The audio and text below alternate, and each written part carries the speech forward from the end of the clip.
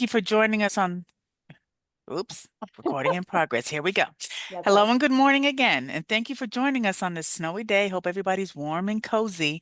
I know here I'm in Durham, North Carolina, so we got quite a bit of snow here. So staying inside for today. My name is Lisa Reed, and I'm the Chief Learning Officer at the North Carolina Center for Nonprofits. We also have Rebecca Beck that's helping us behind the scenes with tech as we go through our presentation today. So we are so glad and delighted to have you join us for Feel Good About Giving Difficult Feedback. This was a very popular webinar, folks. We have a lot of folks with us signing on today. And we're doing this in partnership with Sarah Brown, founder and CEO, Into Right Relationship. But before I turn it over to Sarah, just a few housekeeping I'd just like to go over really quickly. Today's webinar will be recorded and a wraparound email will be sent out to you all afterwards. And at the end, we'd really appreciate it if you take a few minutes to fill out our post-session survey, and we'll have a few center announcements for you as well before we sign off. So without further ado, I'd like to hand it over to Sarah to get us going, and thank you again. Great. Thank you so much, Lisa. Mhm. It's wonderful to be here with the NC Center for Nonprofits, and we have a very chock full agenda with this feel good about giving difficult feedback. So I'm going to go ahead and jump right into it. So I say, but let me see if I can advance my screen. Here, let's try it again. There we go. Okay. So what we are here to do today is we're going to talk about why giving constructive feedback well is a fundamental job of a good manager. Y'all are going to do small group breakout sessions where you're going to reflect on how you've given feedback in the past. You're going to learn the formula for giving constructive feedback. And then this is the crowd favorite. We're going to do an interactive demo where I will take someone's feedback that they need to give someone else that they're kind of struggling through. And I'm going to model how to do it and really bring that feedback formula to life. And as a result, y'all are going to walk away with a fresh perspective on why and how to give feedback well. So how we're going to interact in this session together. First of all, you might notice that we close the participant chat to one another. You can't chat back and forth. And that's because we want to hear what you have to say to us. So you do have the ability to chat a co-host and or raise your hand. So if you have a question, I would love for you to go ahead and raise your hand. Hope is one of the practitioners at Into Right Relationship, and she is going to be monitoring that chat, and she feels very comfortable interrupting me. And so if there's a question, she will interrupt me and I'll take that question. So you can send that to her in a message, or you can raise your hand and she will call on you. But don't message me because I'm not looking at the chat. Okay, we're going to do small breakout rooms with just groups of 3 folks where I'm going to ask you all to respond to reflection prompts because we really need to dig into what feedback giving looking well looks like and what it looks like when it's not going well so that we can start to kind of stir up this conversation to get into it. After we do a small group, I like to bring those conversations back to the center. And so I'll say, all right, folks, I would love to hear from 1 or 2 people about what they shared in their group. And I'll ask that you raise your hand. Hope will then call on you and she'll spotlight you right next to me so that we can have a conversation about what you discussed. And so if you're willing to go on video, that would be fantastic. But this is a way for us to hear some of the great things that y'all were talking about in those small groups. And then that demo that we were talking about, I'm going to need 1 brave soul to come on video with me and share some feedback that they need to give someone. And then I'll need another brave soul to pretend to be that someone. And we'll actually have a feedback conversation together. All right, so that's what we're going to be doing today. So before we go any further, since this class is all about being human, I wanted to tell you a little bit about myself. I am the founder and lead trainer at Into Right Relationship, where we believe that people are the most important elements of any business. So we train leaders and managers how to manage themselves and others with a human approach. We do this by offering in-depth being human management training, one-on-one management coaching, and mentoring, and also team facilitation. So in short, we really work to humanize work systems. But that's me at work. And I want to let you know who I am personally. So I am a backyard chicken keeper. Those are my little fluffies. It doesn't look like, obviously that's from the springtime, but it's not from today. I also am an accidental flower gardener. And I have these two little lovelies. So those are my kiddos. The one on the right likes to say that she's 5.5 and 3.5 3/4. And, you know, I've done a great job tending those chickens and those flowers until these guys came along. And now you can see the result of their impact in my life. No, just kidding. I won't even show you what happened to the chickens. This is also my husband, who is an amazing helper in the launching of this business 4 years ago. And that's like day 2 when we were hand making journals for folks. So in my days before founding Into Right Relationship, I was a deputy director at On Track Financial Education and Counseling, and I was there for 14 years. It was a nonprofit, or is a nonprofit in Western North Carolina that provides education, counseling, and coaching to low and middle income clients. And while I was there, I had the unique experience of cultivating a management style where I centered my employees. I centered authentic dialogue, and I trusted people to trust themselves. And as such, I really got the opportunity to build some stellar teams. Okay, so let's get into it. Oh, wait a minute. There's one more photo. So that's me at a staff fun day, because, you know, the staff requested it. I'm using pantyhose to knock over those water bottles on the floor because it's all about that human-to-human connection piece. Okay, I thought it was important to give you a chuckle before we started talking about feedback. Okay, so what I want to do first, before I start talking to you about how to deliver difficult feedback well, I want to put you on a small groups to talk about it yourselves. So here's the prompt. Now, Hope is going to put the prompt in the chat so that when you go into your small group, you can just open up the chat and you'll see this prompt here. We're going to give you all 10 minutes to have this conversation. So I really want each of you in the groups of 3 to think about this and then to tell a story. So think of a time when you had a difficult feedback conversation with an employee and it went well. I want you to share briefly about what happened. And then I specifically want you to think about, what did you gain as a result of the conversation, and what did the employee gain? So that's really important. Make sure that you talk about those pieces. What did you gain and what did the employee gain as a result of the conversation? Okay, I see Hope working on these breakout rooms. Hope, when you feel ready, do you feel ready to send them off? Okay, she's ready. So we're going to send you in those rooms and y'all have 10 minutes for this conversation.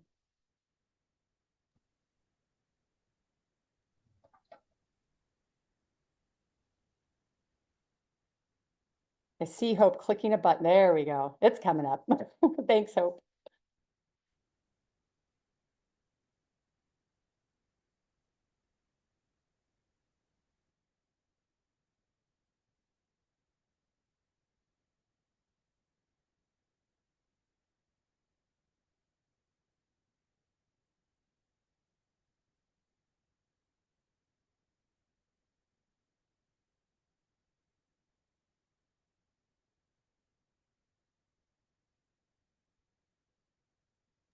Hey, Hope, Hey, it so looks do like we we want had to a couple pause the people just recording? join. So if you want to plug them in, let them know what we're doing and plug them into breakout room, that's up to you. Yeah. So y'all that just joined, Hope is putting you into a breakout room and she will re-put the reminder in the chat so that you can see what the question is that y'all are answering. Thanks, Rebecca.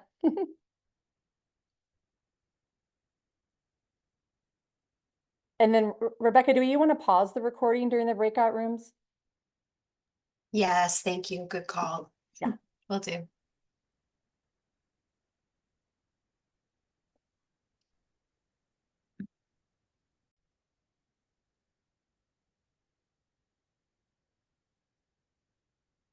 Welcome back, y'all. Good to see you. I accidentally went into a breakout room and I was so pleased because it was a wonderful conversation that was happening and that delighted me. Okay. Hope. We still have a couple people coming back. Okay, so a couple more seconds and then we'll have a little discussion about this.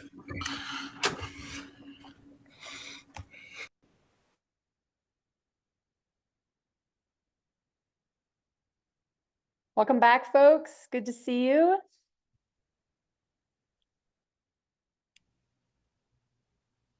A couple more of the rooms are closing right now.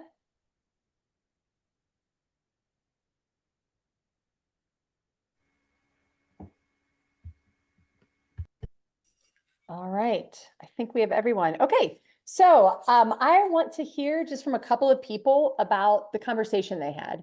And so if you're willing, I would love for you to raise your hand if you're willing to come on video with me and talk about what you gained from the conversation and what your employee gained from the conversation when you had a feedback conversation, difficult feedback conversation that went well.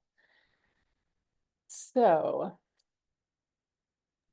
And just as a reminder, raise your Zoom hand so we can see you since there's so many of you.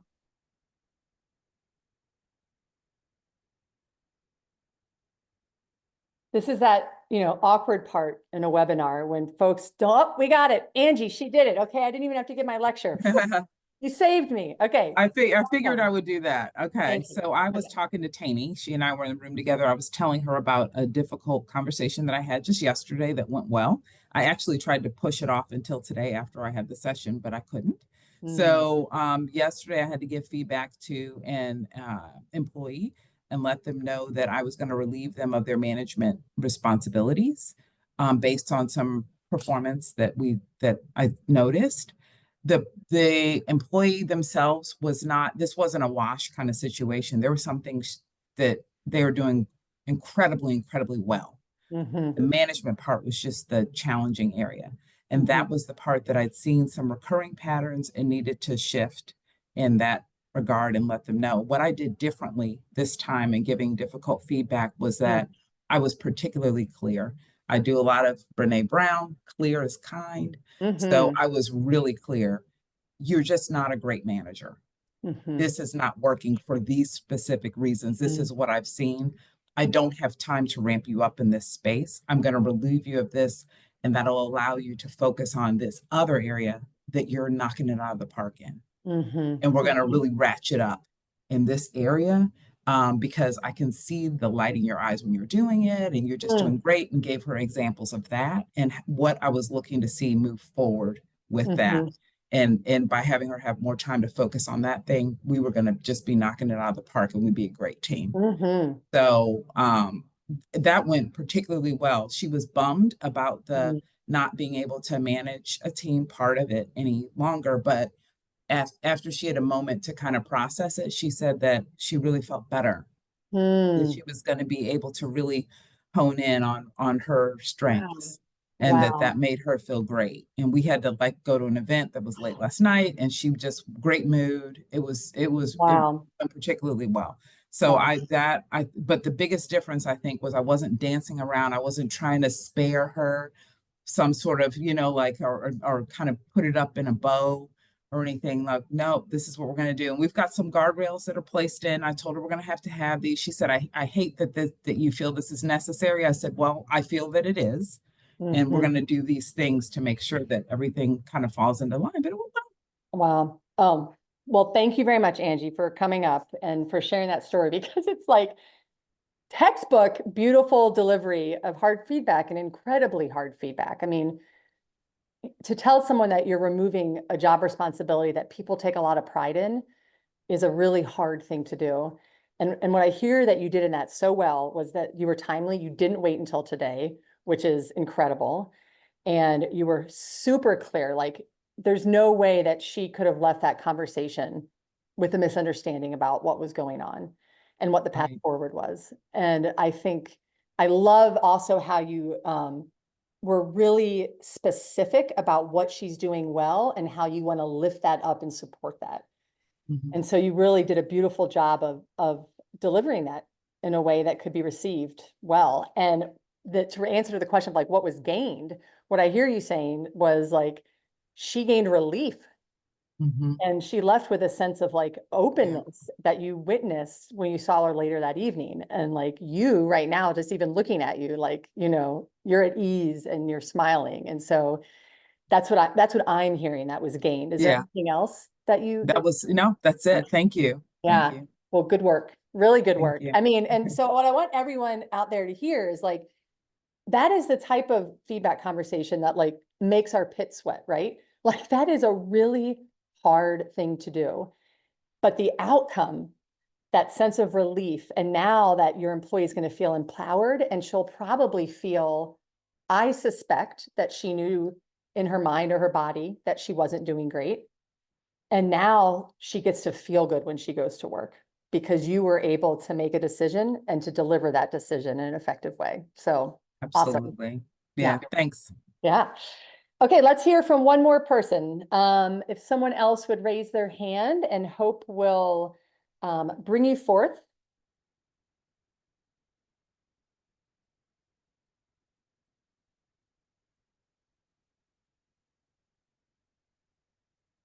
Okay, Hope, do you see Julie? There we go. Great. All right, Julia. But you'll want to unmute, Julia. Yeah, Oh my gosh, I'm a retired teacher and teaching during COVID, all the things coming back. But Yeah. I work on the board of directors. I'm the chair of the board of directors for a nonprofit. And as part of this nonprofit, we have a shop. And normally this shop is closed for several weeks in January. And the executive director and I decided for a lot of reasons that we needed to open it up a week early. And on our end, this was not an ideal situation because we made this decision during the time that the shop was closed. So having the conversation with the manager of the shop was really challenging because it was going to require her to do a big pivot. And understandably, that while there was time for her to prep and be prepared, it still was unexpected and kind of last minute, really. I mean, she had time, but it was but it would, in the ideal world, this would have been a decision that would have been made much earlier. But this particular organization has really shifted from being volunteer driven to having a very small professional staff. So there are things that we're learning basically still as we're moving. As you go. So having this conversation, it was really challenging. And while it seemed that it would be pretty simple because again, there was plenty of time, it was not. It was very challenging. And I think in the end, it was okay. But what I brought away from it was that it's so important to build these relationships with everyone, so that when you do hit a hiccup and you need to do something like this, where people need to pitch in a way that might not be ideal, that if you've built those relationships and people are more responsive, that they're more, they understand that this is not like a scolding or it's not it's just sometimes things happen and we all just have to pivot. And so it was really interesting. And I think both the executive director and I felt like, it's really important to make sure that we're always building these relationships as we move forward. And, it was challenging, but I do think it was kind of a pivotal moment as well within the organization. So yeah, I really appreciate you naming the importance of relationships. And one thing that's coming up for me as you say that is like, how sometimes when we go into certain, like they establish ground rules. When there's some facilitators like establish ground rules before you go into a facilitation. And one of the ground rules is assume good intent. And I don't like that ground rule because I don't know how to do that all the time, right? Like if I don't know you, how can I assume good intent? I don't know you. And so when you were saying that, that came up for me because I'm like, that's the difference here. Like there was good intent because there was relationship. The relationship built trust that allowed them to actually not make a bunch of negative assumptions because they knew you and they trusted you. And that is incredibly valuable. And, you know, the more as leaders and managers that we build that relationship of trust through authentic conversation, through listening to people well, through giving timely feedback in a positive way and constructive way, like then when something hard happens, it's so much easier because you're like undergirded by this system of trust. So that's awesome. And that's a beautiful insight to bring forward. Thank you very much. And how you said it was pivotal for the organization. Why do you think was the move pivotal or was the conversation pivotal? I think it was the conversation that was pivotal. You know, how sometimes when you go through something challenging, it can kind of bring people even closer, you know, and that's the way it felt to me. Yeah, 100%. Like you could be teaching my points right here, Julia, because I think some of, I know from me personally and what I've witnessed is some of the hardest feedback conversations where you're able to show up authentically and humane and both meet the person where they're at while also being clear and direct, like Angie demonstrated. Like it unlocks levels of a relationship, like boom, boom, boom, boom, boom, because you've done something really tender together. Yeah. Thank you. That's great. All right, folks. Well, Julia and Angie, thank you very much. I appreciate it. So now we're going to keep going, which means I have to share my screen, which means I need a moment.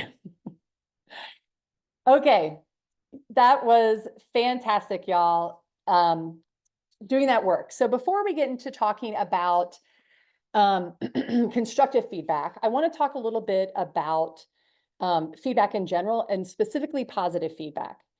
So there's two types of feedback, right? The first is the positive. It's affirming. This is when you are affirming what you want to see more of. Affirming and positive feedback build culture, build relationship, like Julia said, and it really helps people understand how they're in alignment with you and what you want them to be doing. And so on the screen here, I have a quote from someone about positive feedback that was particularly powerful when they gave this to me. So they said, empty praise. This may be a personal thing, but repeatedly saying you're awesome or doing excellent work grates on me. That word great is a powerful word, right? Like we as leaders do not want to grate on our employees. We do not want to grate on the people that we're collaborating with. The quote continues, I prefer meaningful and specific feedback. If a supervisor is going to take the time to call me out for a job well done, I'd like to know that they actually observed my work. So y'all, as leaders, it's our job to say thank you to folks. And it's really important that we are specific in how we do this, because just, you know, good job or way to go, or you're doing great, it gets empty really quickly for people. And so in thinking about giving meaningful and specific positive feedback, when you're naming something, be specific about what they did. Angie, I really appreciated how you were brave and you raised your hand and you came on screen, like awesome modeling of what I want to happen throughout the webinar. And then I'm going to name the impact. By doing that, I think you probably gave people on the webinar courage to do the same thing. And that really helped me out a lot. So thank you. So name specifically what they did and name the impact that it had. That is a powerful way to give positive feedback. But that's not why you're here. You're here because you want to talk about having difficult conversations and giving that constructive feedback. So let's talk about constructive feedback. First, I want to talk about why you got to do it. So y'all, it's your job as a manager or leader to provide compassionate and direct feedback in as timely a manner as possible.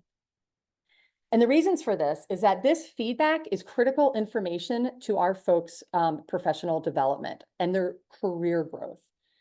If we have insight into how someone is underperforming or not meeting the expectations that we have, or there's some interpersonal happening, and we don't have the courage to share that insight, then they don't have the opportunity to grow. Secondly, your team and your work need it, right? Many of you manage a fuller team. And if you have a person on your team who's just not hitting the mark, and you got a bunch of other people who are, and they're looking at this person who's not hitting the mark, and they're thinking, why isn't Sarah giving them feedback? I'm busting my butt over here, and this person isn't even getting the thing done.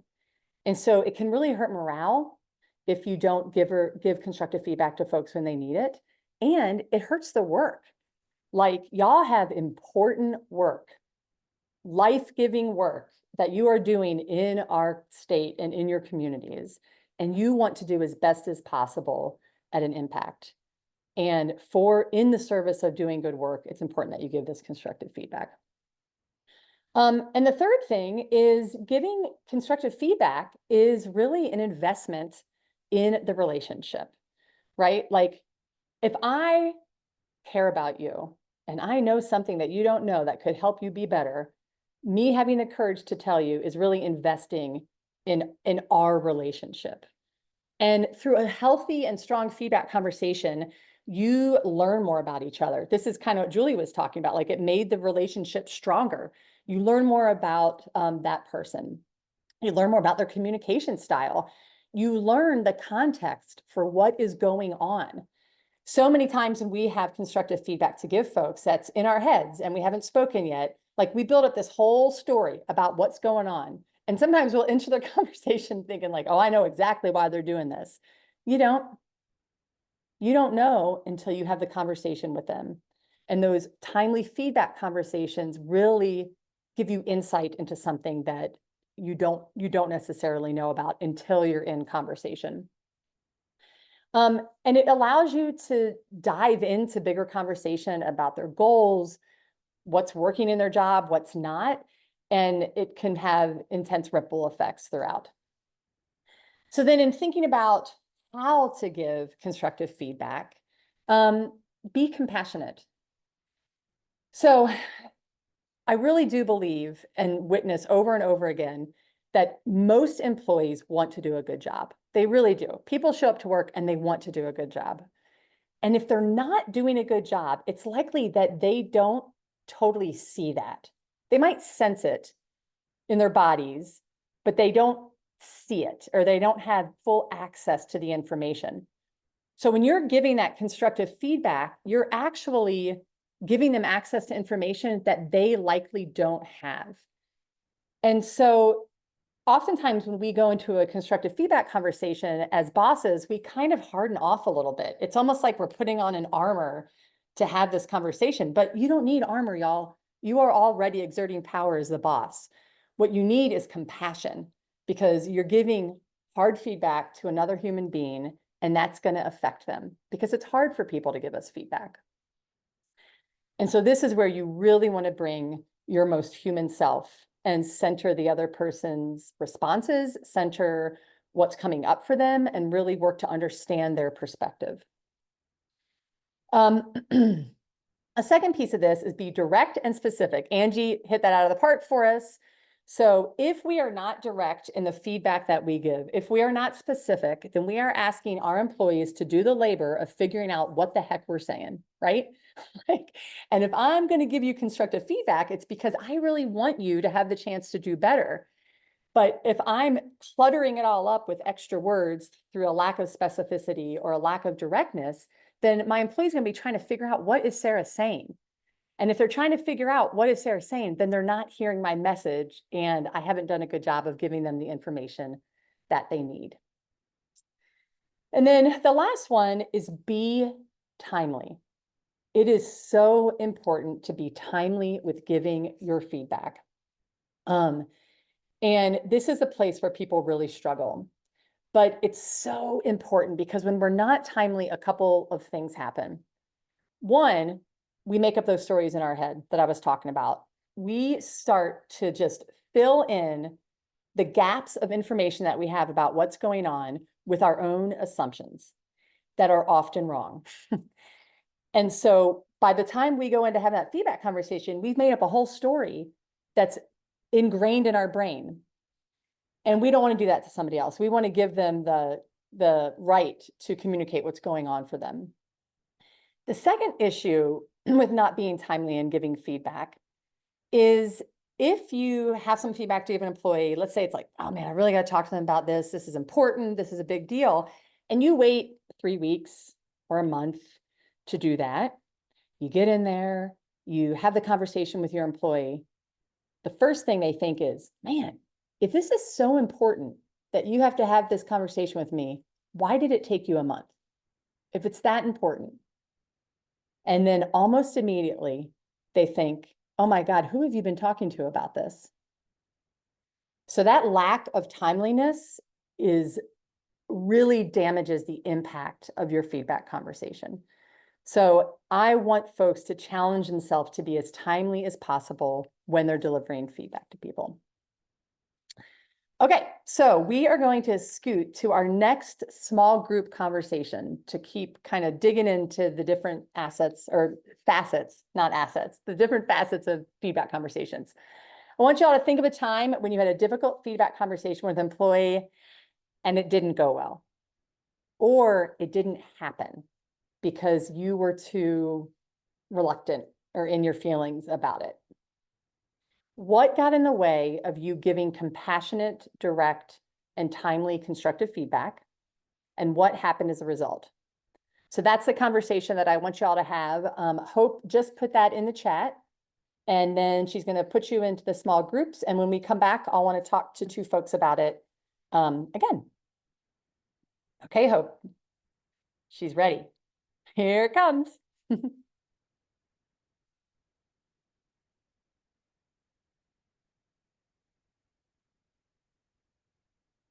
One.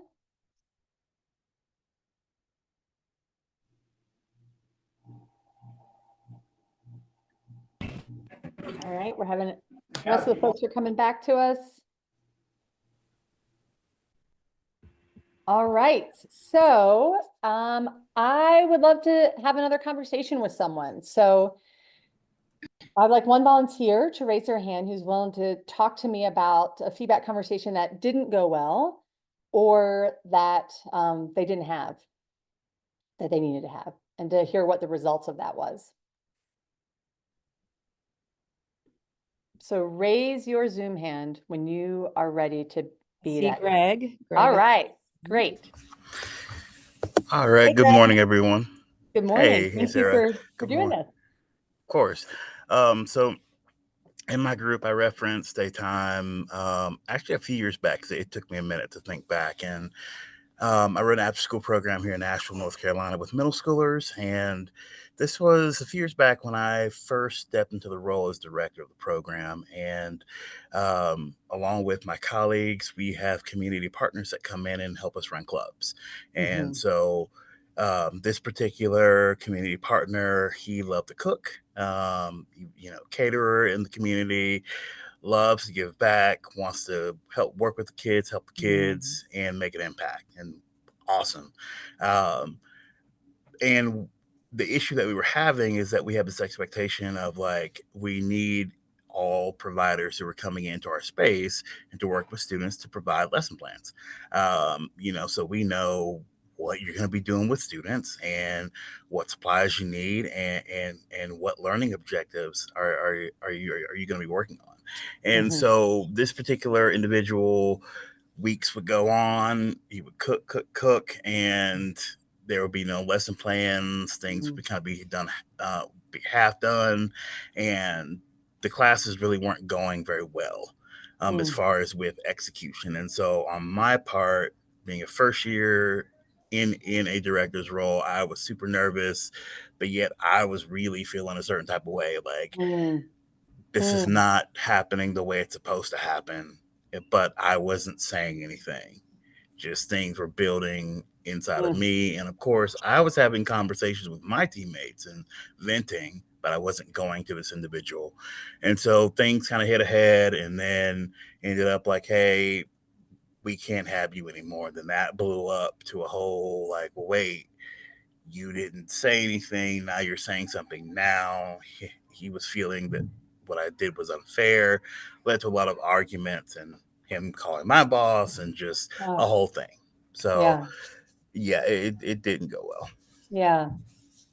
Oh, so Greg, if we were all in a room right now, I would say, raise your hand if you've ever had a similar experience to Greg. And what you would see is a lot of people be like, yep, I've done that. Yeah. Because I appreciate you saying what you just said, because you named like the classic storyline of what happens when we've got feedback that we don't give, and like all the way to the end, right? Like you knew it, you saw it, but there was something holding you back. And then I really appreciate you naming like that you were feeling a certain way about it. And like that those feelings build up, and they build up and they build up and they build up. And like you were saying, you were venting to colleagues. And so all those components are pretty common thing that happens. So Greg, what did you learn from that experience? One, definitely the importance of like giving that timely feedback, as you had mentioned earlier, Sarah, and not letting it build up. And it also, instead of just venting to colleagues, the importance of just being honest and jumping into it and being direct of, you're doing this and this is not up to the standard that for what is set, and just not waiting. Yeah. Greg, what got in the way of you giving that feedback? I think for me, being new in the position, there was fear. Yeah. Fear of hurting feelings, because I knew this individual outside of our main workspace in other community spaces, and so we had a very good relationship. And there's that can be good, but then it can also be bad too when you know the person well that you may be collaborating with. Right. Right. And like what, going back to what I said earlier about like, it's an investment in the relationship. That fear kept you back because you were worried about how it might affect the personal relationship, but then it ended up blowing up anyway. Yeah. But that's so legitimate, right? Like we're afraid that we're going to harm the good things that we do have with someone. We're afraid that we're going to harm them. Like me saying this to this person is going to hurt them. And we don't want to hurt people. So we don't want to say something hard because we don't want to hurt people. Thank you very much for sharing that, Greg. I really appreciate it. Yeah. Thank you. So in thinking about that, what Greg was saying, and you can take Greg off the hot seat. And also, do we have time for one more share? Someone else wants to share. I think we have time. Yes, sure. Is it Blake that wants to share? Yeah. Yes. Okay. Let's hear from Blake. Hey. Hey. Oh, thanks. I'd maybe jumped the gun, but the example that came into my mind of feedback that did not go well wasn't one single event. It was a series of conversations where I attempted to provide constructive feedback, and the conversation very, very quickly went to, well, they're doing this. And Other people. yeah, other people are doing this, and really kind of a rejection, almost an inability to focus on what what I was asking to see be different. And the reason this example feels really important to me, that I'm hoping I can understand better, is that as this pattern continued, as multiple conversations really went this same way, I found myself really struggling to maintain my own patience and curb my frustration and continue to have constructive conversation when it just really felt like there was an utter inability or unwillingness to accept any type of supervision. Yeah. And it was always, getting focused on other things. And so in the small group that I was in, my other partners kind of had similar situations. Yeah. I wonder I don't really know how to have those conversations. There's likely something that I'm doing over and over that's contributing to it not working. Yeah. And if I knew what to change, that'd be great. Well, I'm really glad we called on you and that you had your hand up, because this is a big deal and this happens so often. And so when we're giving people constructive feedback, it is absolutely a vulnerable place for the person receiving the feedback. Yeah.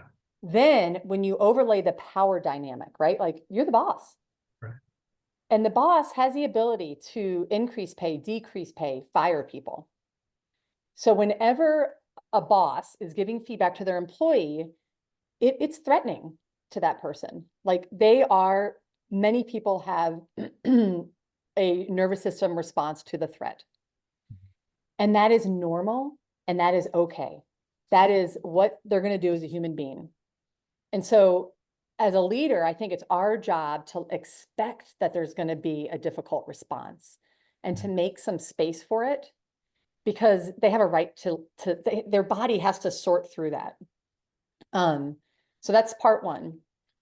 Part two, and like, I still have this nervous system response. Like, I love feedback. I mean, I teach people about feedback. And so I ask people for feedback all the time. And I still feel like I'm getting punched in the face. Like, even when I ask people that I love, can you give me feedback on this thing? And they give it to me and I'm like, oh, because it's just hard to receive feedback. So we need to know as managers and leaders that that's happening for that person and that their response is okay. And I think the tactic that I have found the most helpful is that after you deliver the feedback, then when you check in, how's this landing with you? That you really sink into your active listening, your reflective listening work. And whatever they are saying, you take seriously. So I'm going to pretend, Blake, that you're the person, right? So Blake comes at me and he's like, but Sarah, Hope's doing this wrong and Lisa's doing this wrong. How dare you talk to me about it? So then I would get myself right and calm and say, okay, Blake, so what I'm hearing you say is that Lisa's messing this thing up, Hope is messing this thing up, and it's hard for you for this feedback to land when you see all these other problems. Is that right? Blake says, yeah, that's right. I go, great, tell me more. I'm going to hear what you have to say. I'm going to take it seriously. And then after I've done my listening work, to which I might say, you're right, Lisa really is screwing this up. I wouldn't say it like that, but like, Sure. no, I really appreciate that feedback about Lisa. I wasn't seeing that, and now I'm going to do something about it. So thank you, Blake, for naming that, because I want us all to do better together. Mm-hmm. But then I'm going to go back and I'm going to say, and Blake, I still need you to do this thing differently. So that's in the conversation. And oftentimes, if we actually get present, do our deep listening work, take what they're saying seriously, respond effectively, then when we come back to whatever it was that we were giving them feedback on, they're more receptive to it. There's space. Yeah. Okay.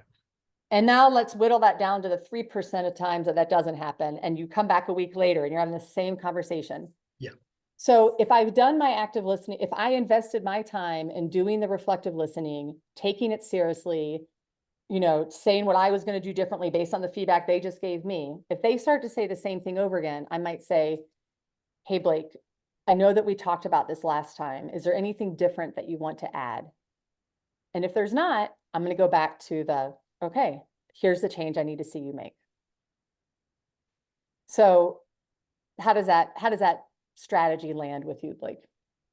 It feels uncomfortable. Setting a very clear boundary. It's very helpful to hear you describe this, and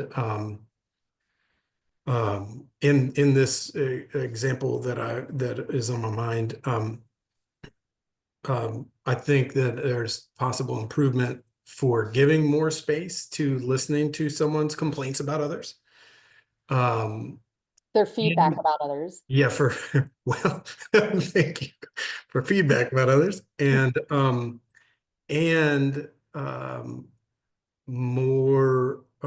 more clarity. I heard somebody earlier say clear is kind. Mhm. And that is, those things those other concerns that you're raising about departments that are not your responsibility may be valid and they're important for me to hear. But really what I'm here to talk to you about is this and really try and return to the message. Well, and be careful about butting them before you've really heard the message. Yes. So, your complaint, your feedback, and the reason I changed complaints to feedback is because a complaint is feedback and it's information. Yes. And anytime our employees give us information, it's valuable for us to have, right? So like, okay, so your concerns about the other department are this, and this. I can take care of that right now. Like respond to that feedback, demonstrate that you're going to do something with it. Mhm. Put a period on that conversation and then move back to now I need us to go back to talking about the change I need to see. Yes. In this specific, I'm sorry, I'm not trying to argue with you, but in this specific example that I'm thinking of, the feedback that I was receiving related to other departments was not feasible. It was feedback that made sense if you didn't actually know what was going on. Right. Anyway, Well, so that's great. Like, and so y'all right now we're actually talking about how to receive feedback because this is what happens in a hard feedback conversation. I give somebody feedback and they react and now all of a sudden they're giving me feedback. So I got to switch into receiving feedback, right? And I need to do a really good job at receiving that feedback before I go back to giving them feedback. Yeah. So in that conversation, like there's a bunch of different ways, right? Like I could hear that and go, there's actually more context to this, Blake, that I could give you. And I can't do that right now. So let's do that at our one-on-one. Because right now I need us to focus on this thing that I'm asking you to do differently. But I do want to spend more time in that conversation. So like, no matter what, I'm taking it seriously, even if I have to punt it. Yeah. And I think like the thing that I really want y'all hearing me saying this is like, if you are able to actively listen what they're saying, take it seriously, not get all defensive, and then respond well. Here's what I can do with that. Here's what I can't do with that. Let's talk about that later. We'll do it at our next one-on-one. It reduces people's reactivity and opens up their receptivity to actually receiving the thing that you're trying to say. Because if they're coming for a fight and you're not going to fight, you're going to actually take them seriously. It's like a Jedi trick. Right. No, it's not a trick. It's just listening and being human and a good manager. Yeah. Okay. Thank you very much, Blake. I appreciate it. Just one comment, Sarah, and I think you just addressed this. Someone discussed what can we do? What about when you can't make changes to the other people or departments the employee is frustrated about? You just name that. Yeah. What would you say? Yeah, I mean, I think, and you can, there we go. That Blake doesn't have to sit in the hot seat anymore. I think you as a manager need to know what you are in control of, what you're not in control of, what you can affect, what you can't affect. And this is when transparency is really important, right? So if you know, I have no power there, but what I do have power over is how we collaborate with that department, right? Like you having the ability to communicate transparently what you can and cannot do is important information for people to have, because you may have employees that think, oh, Blake can go fix that. And it's not until you tell them like, I have no control over there. I can't impact that. That employee may not have known that. So think about what type of transparent message you can deliver to help them gain understanding about whatever they're complaining or their feedback is about. Okay. Thank you so much. I feel like you explained that super, super clearly and even kind of demonstrated it in this interaction. Oh, good. That's all right. Well, thank you, Blake, for that positive feedback. I really appreciate it. Okay. We are now going to move in to this formula for giving feedback. So I am going to share my screen again. Oh, wait, no, I have something very important to say. on my screen, on your screen right now, you're going to see a quote that I received from one of the folks who took my Being Human Management training. And this gives me the chills right now because it feels incredibly powerful. My discomfort with giving feedback isn't more important than someone else's right to receive it. I think so often we don't go into difficult feedback conversations because we are simply uncomfortable with doing it. We're uncomfortable with the power that we're exerting in that relationship by giving feedback, especially as a supervisor. We're uncomfortable in naming something that we're afraid is going to hurt them. But when we withhold feedback because of our discomfort, we're centering ourselves versus centering the other person's right to that information. So if you haven't written that quote down, write it now or take your camera out and take a screenshot because I'm going to move it in 3, 2, 1. Oh, no, I'm not because my screen's not responding. Okay, here we go. So Hope is going to put in the chat a link to a handout that y'all can print. And also we're going to email out, or I won't email out. Rebecca's going to email out to you from NC Center for Nonprofits, along with this PowerPoint about how do you actually give good feedback. So the goal of providing constructive feedback is that the recipient leaves the conversation with a clear understanding of your concern and your request so that they can choose how and if they want to make the change you're requesting. Secondly, the goal is that you've put your best work forward to deliver the feedback in a way that could create the change you're seeking and to further build that trust that Julia was talking about in the relationship. So before giving constructive feedback, you need to be timely and intentional. Y'all need to think before speaking, right? Take time to bullet out what you're going to say, because when you get in there and your nervous system gets dysregulated, you want to be able to look down at those bullets so that you're able to stay on point with what you're communicating. And it's really important because of the power that we have in that relationship as the manager, that we are watching our own emotional regulation. Or I like to say, like, am I right with myself? Am I grounded? Am I keeping my own reactive responses managed?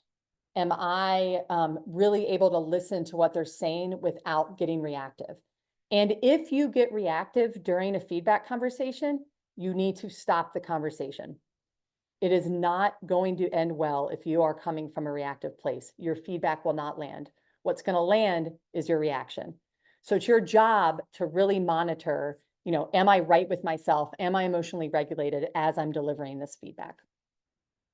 So step one, it's actually it's not really step one, but for the purpose of this, because first you're thinking about it, being intentional and getting regulated. Step one is acknowledge effort or context. So we've all heard of that, like, feedback sandwich. Say something nice, then give the hard feedback, then say something nice. I'm not into that. It feels inauthentic. But acknowledging effort or context, I think, is actually deeply authentic, and it helps you be more compassionate with the person that you're giving the feedback to. So what that means is you're thinking about, let's say I'm giving Hope feedback around how she's monitoring the chat.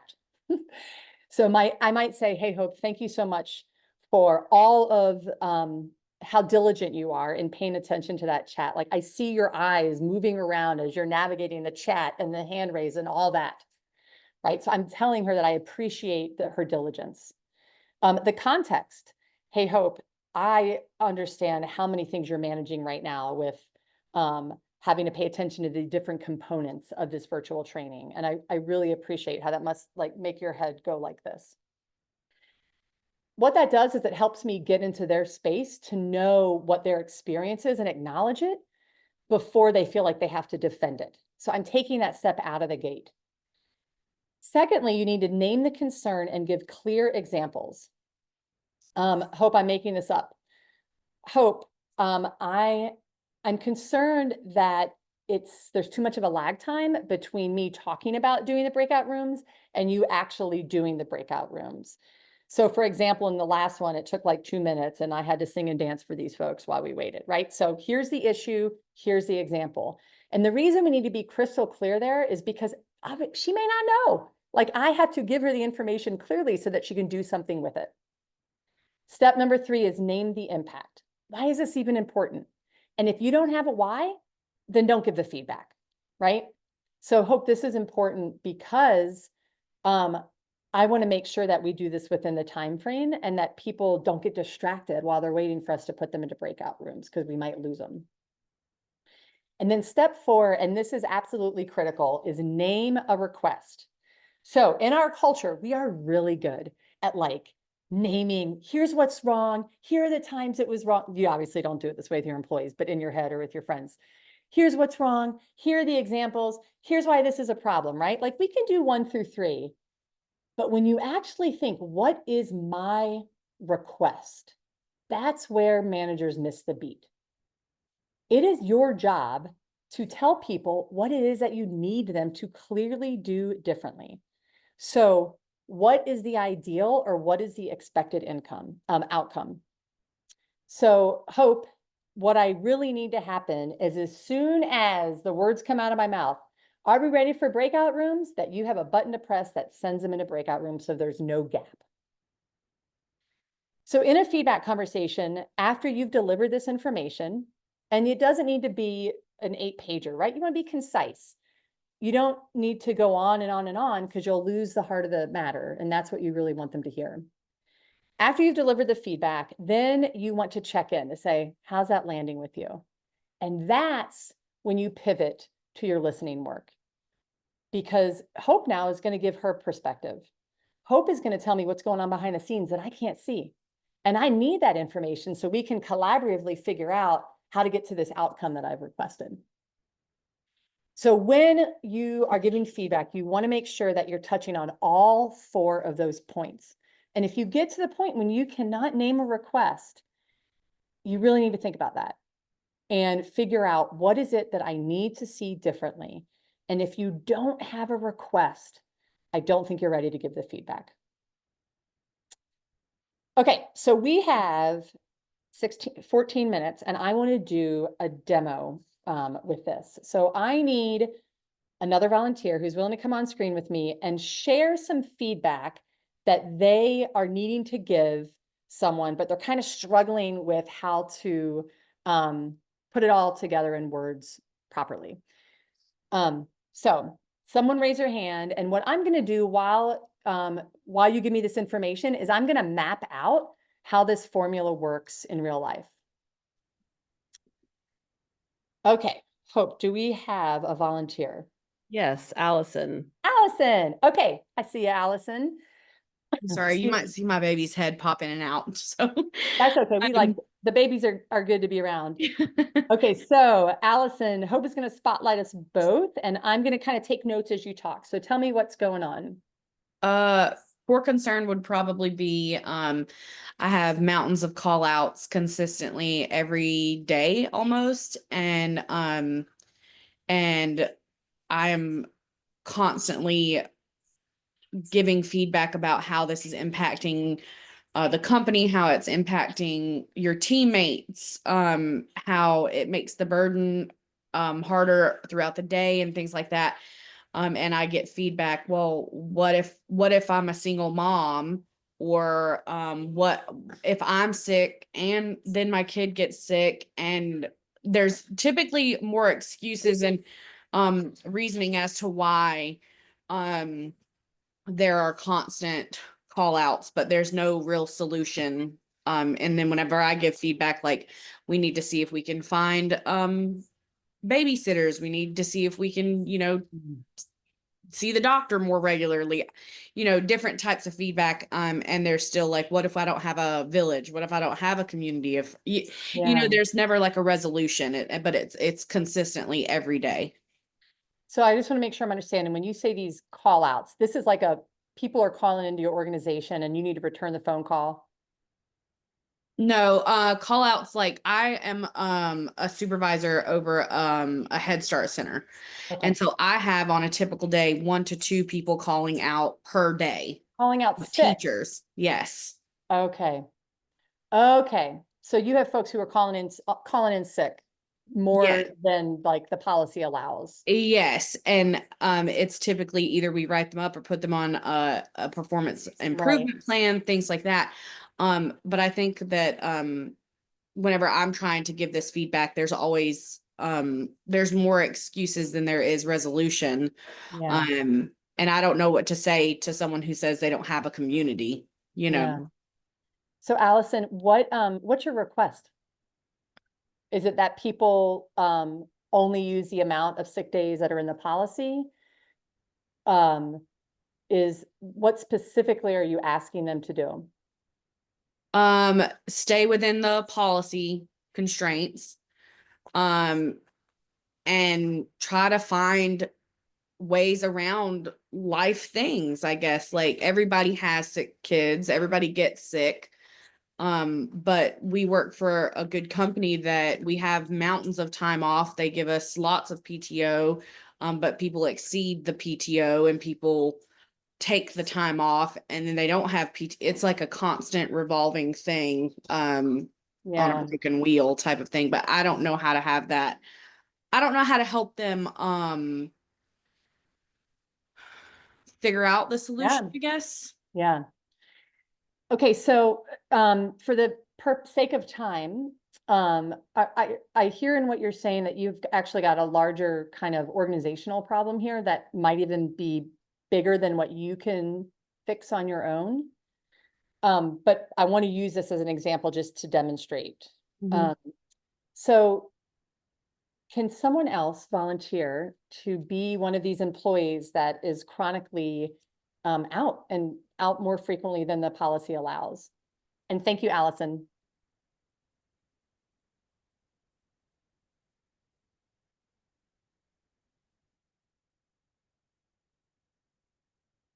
Oh, I need a hand raised, y'all. We got to show how this works. Do we got somebody? Okay, great. And Dupree. Okay. All right, Andy Dupree. So I need you to be this person. And I know Andy Dupree, that's why I had that big reaction. And I need you kind of heard what Allison was describing about a lot of reasons why it's not possible. Mhm. And so I want you to be that person when I give you this feedback. Okay. All right, I'm going to pull up my cheat sheet real quick that I took down so y'all can't see, but I can see it. Okay. Hey, Dupree. Hey, Andy Dupree. Hey, Sarah. Hey, I've got some feedback that I want to talk to you about regarding the absences that you've been having. And I wondered if now would be a good time to do it, or if you want to do that next week at our check-in. We can do it now. Oh, thank you. Okay, first of all, I want to name that whenever you are here, you do a great job with the kids. You're present, you're interactive, and I just see how much you care about them. And I also know how much you have going on at home as a single mom, and with childcare being unreliable, that is a big stressor, a real stressor that impacts your ability day to day to show up. With that, I want to say that you have, as you know, and we've talked about this before, that you call out sick more frequently than the policy allows. For example, last week when you called out on Friday, that was your 6th time calling out beyond what our policy accounts for. And the concern with this, or the impact, is that you've experienced this too. When we have too many folks that call out, we don't have enough people to do the work, and it just makes it quite harried for everyone and puts a real stressor on everybody trying to take care of the kids. And so my request is that we figure out a way for you to come to work regularly and not have more sick days than the policy allows for, so that we're adequately staffed. How does that land with you, Andy Dupree? Well, the problem is my daycare closes all the time for all these reasons. I mean, it's like weather, they don't have enough staff, it's sick, people sick, and then that's hard. So when that happens, I don't have anywhere for my kids to go. I'm a single mom. I don't have a backup support. And then, when my kids get sick, there's that. So I just like, I don't have, I don't have the privilege of the safety net that a lot of your people have. And I'm doing this by myself and I'm barely scraping by and I can't pay a nanny like Susie has, Yeah. you know. Well, thank you for saying that. And I want to make sure that I'm hearing you fully here. And so I hear loud and clear that when your kiddos get sick, your daycare provider is unreliable. Or actually, I'm sorry, I'm saying that wrong. When your daycare provider closes down, then you're stranded without childcare. So that's one issue. That happens, yes. Yep. Or if your kids get sick, then you don't have a backup safety net to call upon to take care of your kiddos. Yeah. And with all of that, you're kind of looking around at the organization and saying, yeah, other people have more privilege here and they have more of a safety net and that you don't have that. Right. That's right. And I don't know what I'm supposed to do. Yeah. So you're left without, you feel solutionless with this. Yeah. Yeah. Well, all of that is completely legitimate and a huge problem to solve. And I want to help. I want to figure out how to solve it because I really value you and I like it when you're here and we need you here. And so what I would like to do is I would like for us both to take some time to think about what are some creative solutions to how to solve for this. And what I heard of the two issues are your daycare closes or your kiddo is sick, and that's what's keeping you out. So I'd like for us both to think of 1 to 2 creative solutions for how to solve for this, and then come back to our check-in next week to start to brainstorm how we can figure out to get you here more often. Are you willing to do that? Yeah.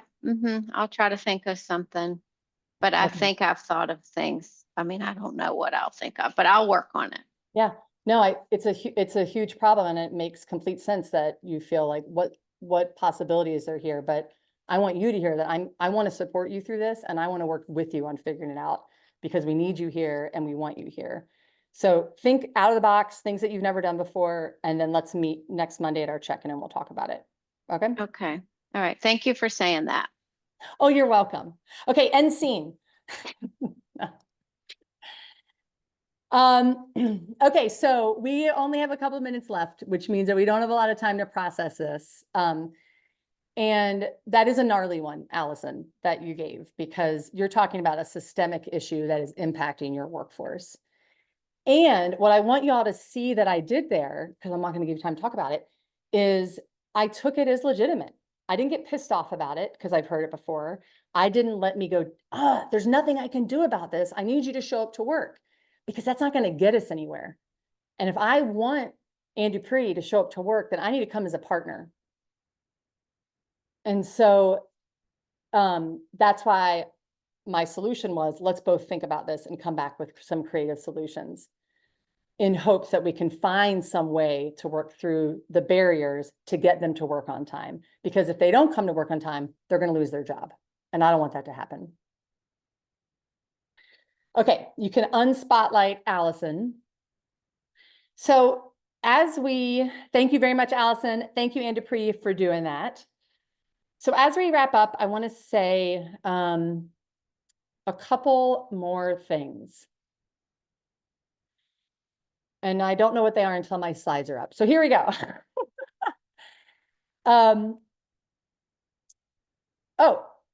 Part of what we talked about today that I wanted to let y'all know about is that Into-Right Relationship does more of this type of deep work. Like the things that y'all brought into the room today were excellent examples of the depth of challenges that go into being a manager. So we have a 12-week Being Human Management training program. We have one coming up this spring, and there's a QR code right there for y'all as participants in this webinar. You get $75 off of the training, and we have an early bird discount going until next Friday. So I recommend that you go to our website, check out the training, because I think it could really support a lot of the things that y'all brought into this room today, and you get a deal, which is fantastic.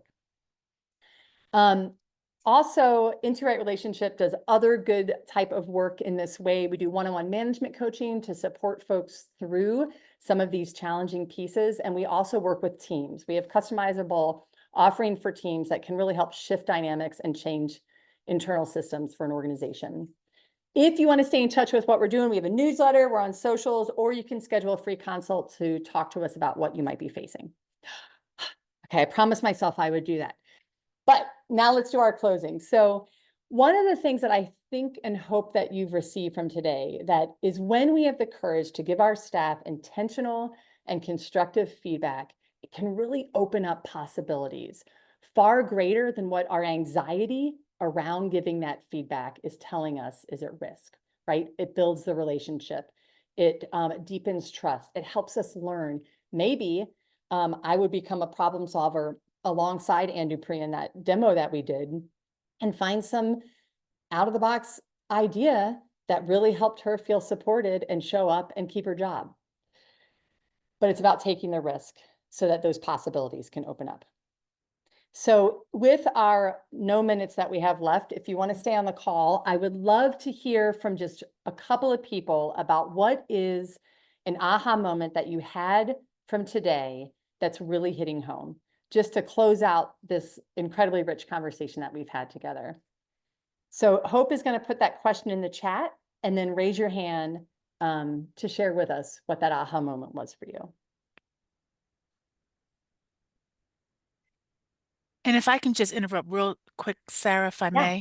may, before those folks that are not staying on, I just want to say thank you for joining us today. Sarah, thank you. I'll stay on as well, but I just want to say thank you to the group in front of you because it was useful, understandable, and relatable. So thank you for that. Hopefully those Yeah. are good feedback things.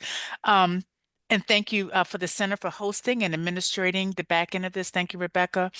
Please, we'll go out a survey at the end of this. If you can please take a moment to fill it out. It would be helpful to hear your input and your feedback about future webinars such as one we've sat through today. And if you're not a member, please go to our website to join, and that way we can continue to bring you useful information that would help you in your work. And last but not least, this recording will go out in our web in a wraparound email to you, so you will have it at your disposal. And for those of you on this call or may know someone that's on our Nonprofit Management Institute wait list, registration is open now. Again, this is a 6-week nonprofit management course that we give out twice a year. So please visit our website to see about registering for that. So thank you. I just want to say it again for anyone signing off, and back to you, Sarah. Thank you, Lisa. Good job sprinting that out. That was No problem. Okay, so we got a couple hands raised. Emily, Ann Dupree, and then Heather. Great. Okay. Emily. Emily and family. Yes, this is Emily and Timothy and Titus. A huge takeaway that was really, really helpful was the idea of having bullet pointed notes going into those difficult conversations. Because one of the things that I found I was struggling the most with is I am not a quick-witted person. I don't like when I have to do these very back and forth quick conversations and it kicks in my stress response. And so that was really, really helpful. The idea of having bullet pointed notes going in and a very clear format of how I'm going to do that was helpful for just kind of maintaining my own sense of calm and control, because I recognize that there is a power dynamic, but in those moments, I feel powerless. Right. Wild, right? It's like you're totally not powerless, but it's the nervous system response. And I really appreciate you naming that. And also like knowing what you need to do to bring yourself back to center. Yeah. So I know for me, like when I focus in on that listening work, it helps me like put all my energy into that person versus my own stuff that's coming up. Yeah. So that then I can like do that, go back to my bullet points and like be back with it. So yeah. Thank you, Emily. Thank you very much. All right, Ann Dupree, you're up. My big aha was specific positive feedback. I am very guilty of y'all are awesome. I love you. I couldn't live without you. You're great, but not being specific. And then I was not planted here. Sarah did not ask me to say this. The best decision I've ever made as a leader is signing up for the one-on-one coaching with Sarah. Honestly. Thank you. In 20 years of leadership. So I'm just so excited that you have an aha coming out of it too. So that's great. That's I a do. Yeah, always learn something. awesome. And it is amazing how it lights people up to hear that specific feedback and impact. It can cause like a big, oh my God, wow, she really sees me. So great work. Thank you. All right, Heather, you're up.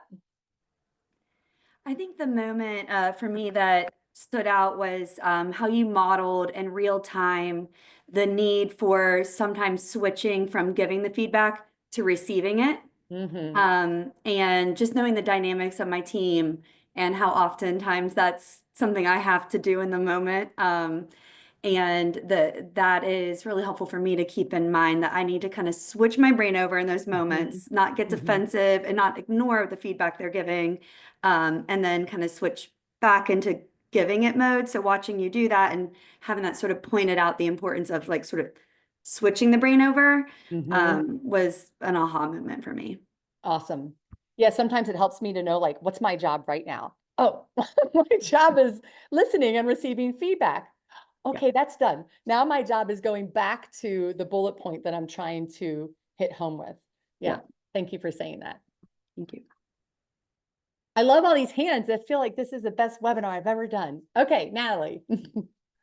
Hey, I think for me in the formula, the number 3 and the number 4, if you don't have a why, don't do it. And then if you also don't have any kind of direct or specific change that you want to see, because yeah, that's where I get stuck is like, am I nitpicking, or do I need to do this? Like, is this a personal irritant, or is this actual professional thing? So being able to differentiate between that. And then also that you kept saying "and," which all the little therapy buzzwords in my head, that it's an "and," it's not a "but," it's this, and this, and we still need this to happen. So I think that's helpful to hold both true. Right, exactly. Both of those things can be true. Everybody else is screwing up. Yep, that's true. And I'm going to work with them on that. Yeah. And you need to fix this thing. Yeah, you are too. And I really appreciate, Natalie, you naming the importance of checking with yourself. Like, is this just a me thing? Or is this actually a performance issue that I need to address? Or is it like an interpersonal team culture issue that I need to address? Yeah. I think that's a really critical thing to do, considering the power dynamic. So good job. Good job. Thank you. Okay, Jess. What stood out to me is that oftentimes it's me getting in the way of the success of like, being able to, like others have said, like receive the feedback, give the feedback in the first place. That quote that you shared with us was the reason I signed up for this webinar, because I was like, it's always my discomfort. That's the reason I'm not saying anything to a lot in my professional life, in my personal life. I don't want to feel uncomfortable. Nobody does, but that doesn't discount that other people deserve the opportunity for that reflection. So that was really helpful for me to realize some of this means I just have my own work to do to become comfortable, to say the things that I'm thinking and feeling, and other people want to know that too. Yeah.